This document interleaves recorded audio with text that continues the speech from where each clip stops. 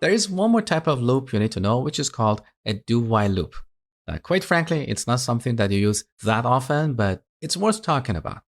So with a while loop, we type a condition in parentheses, and the loop executes as long as the condition is true. So if the condition is not true, the loop will never get executed, okay?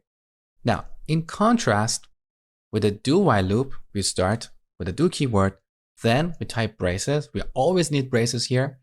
And at the end, we type the while statement, followed by a condition and a semicolon.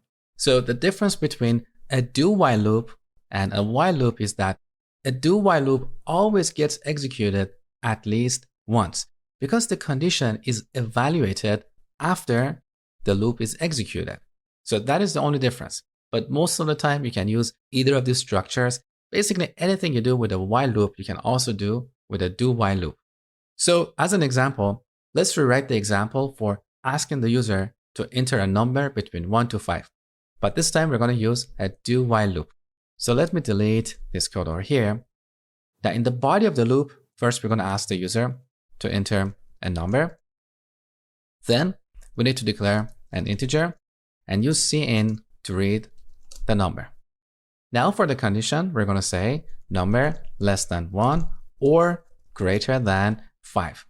Now here we have a compilation error because this integer that we have defined over here is not accessible to the while statement. Why is that? Well, in C++, a variable is only accessible within the block in which it's declared. So we have declared the number variable within this block, so it's only accessible from this point onward, but within this block. But over here, we're outside of that block. That is why the compiler cannot find this integer. So to solve this problem, we need to take this line and move it outside of our do-while block.